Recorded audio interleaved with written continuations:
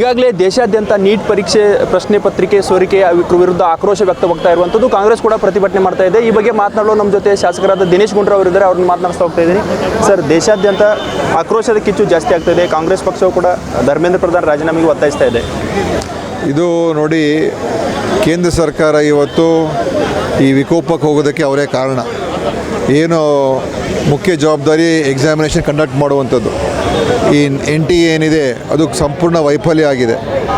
ಈಗ ಅದು ಸ್ಥಾಪನೆ ಆದಂಥ ದಿವಸದಿಂದ ಅನೇಕ ಬಾರಿ ಈ ಥರ ಸೋರಿಕೆಗಳಾಗಿದೆ.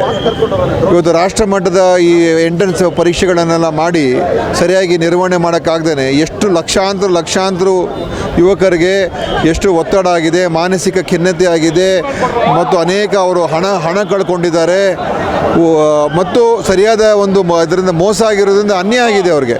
ಇವತ್ತು ಅದನ್ನು ಸರಿಪಡಿಸೋದು ಬಿಟ್ಬಿಟ್ಟು ಇವತ್ತು ಕೇಂದ್ರ ಸರ್ಕಾರ ಒಂದು ದರ್ಪದಿಂದ ವರ್ತನೆ ಮಾಡಿರತಕ್ಕಂಥದ್ದು, ಆ ಒಂದು ಯುವಕರ ಮೇಲೆ ದೌರ್ಜನ್ಯ ಮಾಡಿರುವಂಥದ್ದು, ಮತ್ತು ನಮ್ಮನ್ನು ಯಾರು ಪ್ರಶ್ನೆ ಮಾಡಬಾರ್ದು, ನಮ್ಮನ್ನು ಕೇಳಬಾರ್ದು ಅಂತ ರೀತಿಯಾಗಿ ಇವತ್ತಿನ ದಿವಸ ಮೋದಿ ಸರ್ಕಾರ ದೇಶದಲ್ಲಿ ಬಹಳ ಕೆಟ್ಟ ಪರಿಸ್ಥಿತಿ ದೇಶದಲ್ಲಿ ನಿರ್ಮಾಣ ಆಗಿದೆ. ಇದು ಒಂದೇ ಅಲ್ಲ, ಎಲ್ಲದರಲ್ಲೂ ಕೂಡ ಇವತ್ತು ಯಾರು ಕೂಡ ಅವ್ರ ಬಗ್ಗೆ ಮಾತಾಡಬಾರ್ದು. ಮೇನಾದ್ರು ಮಾತಾಡಿದ್ರೆ ನೀವು ದೇಶದ್ರೋಹಿಗಳು, ನೀವು ಪಾಕಿಸ್ತಾನಕ್ಕೆ ಹೋಗಿ ಅಂತ ಆ ರೀತಿಯಾಗಿ ಇವತ್ತು ದೇಶದಲ್ಲಿ ಒಡಕನ್ನು ಸೃಷ್ಟಿ ಮಾಡುವಂಥದ್ದು, ಹಿಂಸೆಯನ್ನು ಸೃಷ್ಟಿ ಮಾಡುವಂಥದ್ದೇ ಈ ಮೋದಿಯವರ ಒಂದು 12 ವರ್ಷದ ಸಾಧನೆ. ಅಚ್ಚೇ ದಿನ ಬರಲೇ ಇಲ್ಲ ಬಿಡಿ. ಯಾರಿಗೆ ಅಚ್ಚೇ ದಿನ ಬಂದಿದೆ? ಬರೀ ದೊಡ್ಡ ಅಂಬಾನಿ ಅದಾನಿಗೆ ಬಂದಿದೆ ಹೊರತು ಸಾಮಾನ್ಯ ಜನರಿಗೆ ಬಂದಿಲ್ಲ. ಅದು ಇವತ್ತು ಆ ವಿದ್ಯಾರ್ಥಿಗಳು ಪ್ರೊಟೆಸ್ಟ್ ಮಾಡ್ತಾ ಇದ್ದಾರೆ. ಇವತ್ತು ಕನಿಷ್ಠ ಪಕ್ಷ ಇದಕ್ಕೆ ಒಂದು ಪರಿಹಾರ ಏನಂತ ಹೇಳಿದ್ರೆ, ಪ್ರಥಮವಾಗಿ ಕೂಡಲೇ ಧರ್ಮೇಂದ್ರ ಪ್ರಧಾನ್ ರಾಜೀನಾಮೆ ಮಾಡಿಸ್ಬೇಕು.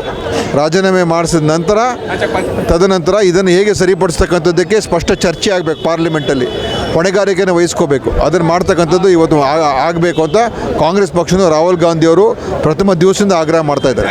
ವಿದ್ಯಾರ್ಥಿಗಳನ್ನು ಎತ್ತಿ ಕಟ್ಟುವವರನ್ನು ನಾನು ಸುಮ್ಮನೆ ಬಿಡೋದಿಲ್ಲ ಅನ್ನೋ ಮಾತನ್ನು ಪ್ರಧಾನಿಯವರು ಹೇಳಿರುವಂಥದ್ದು. ನೋಡಿ, ಈ ಥರ ಎಲ್ಲ ಮಾತಾಡ್ತಕ್ಕಂಥದ್ದು ಸರಿಯಲ್ಲ. ಯಾರು ಅವ್ರನ್ನ ಎತ್ಕಟ್ಟುವಂಥದ್ದು ಯಾರಿಲ್ಲ. ಎಲ್ಲ ಸ್ವಯಂ ಪ್ರೇರಣೆಯಿಂದ ಪಾಪ ಬರ್ತಾ ಇದ್ದಾರೆ. ಅವ್ರ ಮನೆಗಳೆಲ್ಲ ಬಿಟ್ಟು ಧೈರ್ಯದಿಂದ ಬರ್ತಾ ಇದ್ದಾರೆ. ಅದನ್ನು ಮೆಚ್ಚಬೇಕು.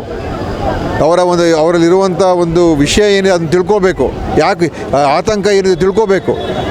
ಎಲ್ಲದರಲ್ಲೂ ಕೂಡ ಏನೋ ಷಡ್ಯಂತ್ರ ಇದೆ. ಯಾವ ಷಡ್ಯಂತ್ರ ಇದೆ? ಪಾಪ ಇವತ್ತು ನಮ್ಮ ಬೆಂಗಳೂರಿನಲ್ಲಿ ಸ್ವತಂತ್ರ ಉದ್ಯಾನವನ, ಫ್ರೀಡಮ್ ಪಾರ್ಕ್ನಲ್ಲಿ ಎಲ್ಲ ಸ್ವಯಂ ಪ್ರೇರಣೆಯಿಂದ ಬರ್ತಾ ಇದ್ದಾರೆ. ಕಾಲೇಜ್ಗಳಿಂದ ಯಾರದರ ಒಂದು ಹಿನ್ನೆಲೆ ಇಲ್ಲ. ಅವ್ರು ಯಾರು ಕೂಡ ಅವ್ರನ್ನ ಆರ್ಗನೈಸ್ ಮಾಡ್ತಾ ಇಲ್ಲ. ಅವರವರ ಒಂದು ಇವತ್ತೇನು ನಡೀತಾ ಇದೆ ದೇಶದಲ್ಲ ನೋಡ್ತಾ ಇದ್ದಾರೆ. ನೋಡಿಕೊಂಡು ಇವತ್ತು ಯೂತ್ಸ್ ಅವರು ಅರ್ಥ ಮಾಡ್ಕೊಂಡು ಹೊರಗೆ ಬರ್ತಾವ್ರೆ. ಇವತ್ತು ಒಂದು ರೀತಿ ದೇಶದಲ್ಲಿ ನಮ್ಮ ಮೀಡಿಯಾನೂ ಕೂಡ ವಿಫಲ ಆಗೋಗಿದೆ. ಗೋಧಿ ಮೀಡಿಯಾ ಅದೇನಾಗೋಗಿದೆ, ಇವತ್ತು ಸರ್ಕಾರದ ಪರ ನಿಂತುಬಿಟ್ಟಿದೆ. ಅದು ಯಾವತ್ತೂ ಕೂಡ ದೇಶ ಇತಿಹಾಸದಲ್ಲಿ ಮೀಡಿಯಾ ಅವರು ಒಂದು ಸರ್ಕಾರದ ಅಂಗಸಂಸ್ಥೆಯಾಗಿ ಯಾವತ್ತೂ ಆಗಿರಲಿಲ್ಲ, ಇವತ್ತು ಆಗೋಗಿದೆ. ಅದಕ್ಕೆ ಅದು ಒಂದು ಆಕ್ರೋಶದ ಒಂದು ವಿಚಾರ ಆಗಿದೆ. ಮತ್ತು ಯಾರು ಮಾತಾಡಬಾರ್ದು. ಯಾರು ಮಾತಾಡಿದ್ರೆ ಅವ್ರಿಗೆಲ್ಲ ಹೆದರಿಕೆಯಲ್ಲಿದ್ದಾರೆ ಇವತ್ತು ಜನ. ಯಾರಾದರೂ ನಾವು ಇದ್ರ ಬಗ್ಗೆ ಮಾತಾಡಿದ್ರೆ ನಮಗೆ ತೊಂದರೆ ಆಗುತ್ತೆ ಅಂತ ಹೆದರಿಕೆಯಿಂದ ಜನ ಇದ್ದಾರೆ. ಅದೆಲ್ಲ ಇವತ್ತು ಇರುವಂಥದ್ದು. ಓಕೆ, ಯಾವುದೇ ಕಾರಣಕ್ಕೂ ನಾವು ಧರ್ಮೇಂದ್ರ ಪ್ರಧಾನ್ ಅವರ ರಾಜೀನಾಮೆವರೆಗೂ ಬಿಡೋದಿಲ್ಲ, ರಾಜೀನಾಮೆ ಪಡಿತೀವಿ ಅನ್ನೋ ಮಾತುಗಳನ್ನು ದಿನೇಶ್ ಗುಂಡೂರಾವ್ ಅವರು ಹೇಳಿರುವಂಥದ್ದು. ಕಾಂಗ್ರೆಸ್ ಪಕ್ಷ ಇದ್ರ ಬಗ್ಗೆ ಸ್ಪಷ್ಟ ನಿಲುವನ್ನು ಹೊಂದಿದೆ ಅನ್ನೋ ಮಾತುಗಳನ್ನು ಸಹ ಅವರು ಹೇಳಿರುವಂಥದ್ದು.